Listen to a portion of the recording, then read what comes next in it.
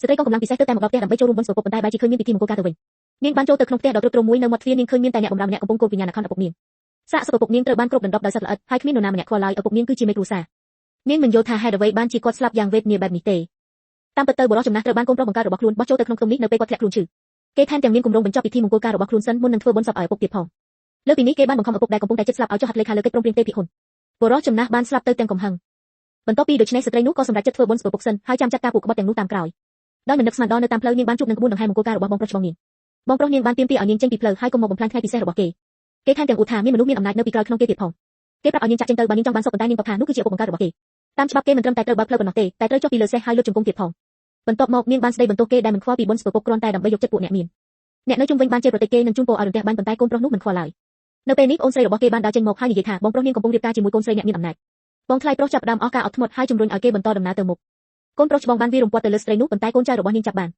ានគាត់បានបោះបុរសនោះទៅលើដីប្រឡាក់ភពដោយឃើញស្ត្រីនោះមិនព្រមចុះចាញ់បុរសនោះក៏បង្ហាត់ថាគេកំពុងរៀបការជាមួយកូនស្រីអភិបាលខេត្តការប្រមាថនាងគឺប្រៀបដូចជាការប្រមាថអភិបាលខេត្តតអញ្ចឹងគេមិនដឹងទេថាអភិបាលខេត្តគ្មានន័យអ្វីសម្រាប់ស្ត្រីនោះឡើយកូនប្រុសអភិបាលខេត្តបានអស់ការអត់ធ្មត់គេត្រៀមខ្លួនដើម្បីចាត់ការនាងដោយផ្ទាល់ប៉ុន្តែគេនៅតែមិនមែនជាគូប្រកួតរបស់នាងដដែលគ្រាន់តែបីដៃបីជើងធ្វើឲ្យគេដួលទៅលើដីបន្ទាប់មកស្ត្រីនោះបានបញ្ជាឲ្យអ្នកទាំងអស់គ្នាលុតជង្គង់ហើយកូនប្រពុកនាងបងថ្លៃរបស់នាងបានប្រញាប់ទូរស័ព្ទទៅឪពុកដែលជាអភិបាលខេត្តដោយប្រាប់ថានាងគេបង្ខំឲ្យគេលុតជង្គង់ចម្លើយរបស់ឪពុកគឺត្រូវធ្វើតាមបញ្ជាឬក៏កាត់ការចោលគ្រប់គ្នាគ្មានជំនឿអ្វីក្រៅពីលុតជង្គង់កូនប្រុសអភិបាលខេត្តបានត្រឡប់ទៅវិញទាំងកំហឹងគេបានបញ្ជូនមនុស្សយ៉ាងលឿនទៅបង្ករឿងដល់កូនចៅនាងប៉ុន្តែពួកគេនៅតែមិនមែនជាគូប្រកួតដោយមិននឹកស្មានដល់គូប្រកួតបានពុកកំបោរនៅពេលគាត់មិនបានត្រៀមខ្លួនរួចក៏ចាប់ខ្លួនគាត់ក្នុងពេលជាមួយគ្នានោះស្ត្រីនោះបានទទួលទូរស័ព្ទពីកូនប្រុសអភិបាលខេត្តដោយប្រាប់ឲ្យនាងទៅឃ្លាំងដែលគេបោះបង់ចោលមួយក្នុងរយៈពេល3នាទីបើមិនដូច្នោះទេគេនឹងសម្លាប់កូនចៅរបស់នាងបានទៅដល់យ៉ាងលឿនហើយបង្ហាញអត្តសញ្ញាណរបស់នាងគឺជាអតីតរាជិនីកងកម្លាំងពិសេសនៃជាតិដែលទើបតែចូលនិវត្តន៍អភិបាលខេត្តមានការភ័យខ្លាចយ៉ាងខ្លាំងព្រោះនាងតំណាងឲ្យប្រទេសទាំងមូលគាត់ព្យាយាមទូរស័ព្ទទៅកូនប្រុសដើម្បីឲ្យដោះលែងប៉ុន្តែតាក់ទងមិនបានដោយអស់ជំរឿគាត់បានជំរុញឲ្យអ្នកបើកបរប្រញាប់ទៅឃ្លាំងនោះប៉ុន្តែពួកនោះមិនជឿលើអត្តសញ្ញាណនាងបានលុតជង្គង់តាមការទាមទារប៉ុន្តែពួកគេកាន់តែបានចិត្តហើយបញ្ជាឲ្យក្រុមមួយមកប្រមាថនាងកូនចៅរបស់នាងបានស្ទុះមកការពារនាងហើយក៏បាត់បង់ជីវិតឃើញបែបនេះនាងក៏ផ្ទុះកំហឹងយ៉ាងខ្លាំង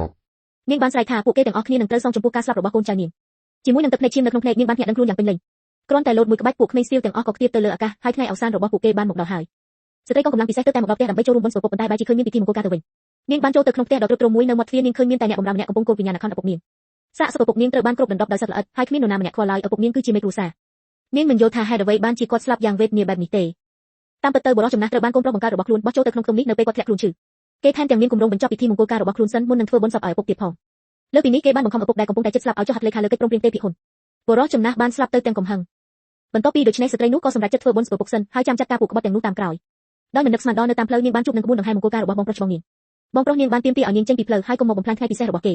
់គេថែមទាំងអ៊ូថាមានមនុស្សមានអំណាចនៅពីក្រោយក្នុងគេទៀតផងគេប្រាប់ឲ្យនាងចាក់ចេញទៅបើនាងចង់បានសុខប៉ុន្តែនាងក៏ថានោះគឺជាឪពុកបង្កើតរបស់គេតាមច្បាប់គេមិនត្រឹមតែត្រូវបើកផ្លូវប៉ុណ្ណោះទេតែត្រូវចុះពីលើសេះហើយលុតជង្គង់ទៀតផងបន្ទាប់មកនាងបានស្ដីបន្ទោសគេដែលមិនខ្វល់ពីបុណ្យស្ពើពុកគ្រាន់តែដើម្បីយកចិត្តពួកអ្នកមាន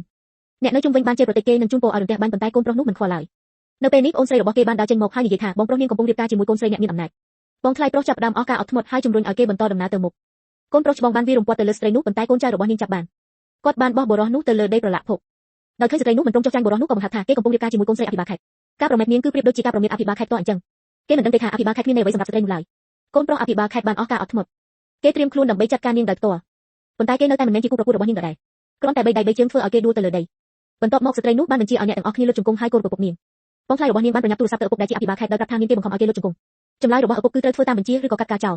គ្រប់គ្នាគ្មានជំនឿអ្វីក្រៅពីលុតជង្គង់កូនប្រុសអភិបាលខេត្តបានត្រឡប់ទៅវិញទាំងកំហឹងគេបានបញ្ជូនមនុស្សយ៉ាងលឿនទៅបង្ករឿងដល់កូនចៅនាងប៉ុន្តែពួកគេនៅតែមិនមែនជាគូប្រកួតដោយមិននឹកស្មានដល់គូប្រកួតបានពុកកំបោរនៅពេលគាត់មិនបានត្រៀមខ្លួនរួចក៏ចាប់ខ្លួនគាត់ក្នុងពេលជាមួយគ្នានោះស្ត្រីនោះបានទទួលទូរស័ព្ទពីកូនប្រុសអភិបាលខេត្តដោយប្រាប់ឲ្យនាងទៅឃ្លាំងដែលគេបោះបង់ចោលមួយក្នុងរយៈពេល3នាទីបើមិនដូច្នោះទេគេនឹងសម្លាប់កូនចៅរបស់នាងបានទៅដល់យ៉ាងលឿនហើយបង្ហាញអត្តសញ្ញាណរបស់នាងគឺជាអតីតរាជិនីកងកម្លាំងពិសេសនៃជាតិដែលទើបតែចូលនិវត្តន៍អភិបាលខេត្តមានការភ័យខ្លាចយ៉ាងខ្លាំង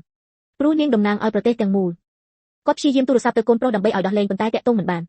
ានដោយអស់ជំរឿគាត់បានជំរុញឲ្យអ្នកបើកបរប្រញាប់ទៅឃ្លាំងនោះប៉ុន្តែពួកនោះមិនជឿលើអត្តសញ្ញាណបានលុតជង្គង់តាមការទាមទារប៉ុន្តែពួកគេកាន់តែបានចិត្តហើយបញ្ជាឲ្យក្រុមមួយមកប្រមាថនាងកូនចៅរបស់នាងបានស្ទុះមកការពារនាងហើយក៏បាត់បង់ជីវិតឃើញបែបនេះនាងក៏ផ្ទុះកំហឹងយ៉ាងខ្លាំងនាងបានស្រែកថាពួកគេទាំងអស់គ្នានឹងត្រូវសងចំពោះការស្លាប់របស់កូនចៅនាងជាមួយនឹងទឹកភ្នែកឈាមនៅក្នុងភ្នែកនាងបានភ្ញាក់ដឹងខ្លួនយ៉ាងពេញលេញគ្រាន់តែលោតមួយក្បាច់ពួកក្មេងសៀវទាំងអស់ក៏ខ្ទាបទៅលើអាកាសហើយថ្ងៃអវសានរបស់ពួកគេបានមកដល់ហើយ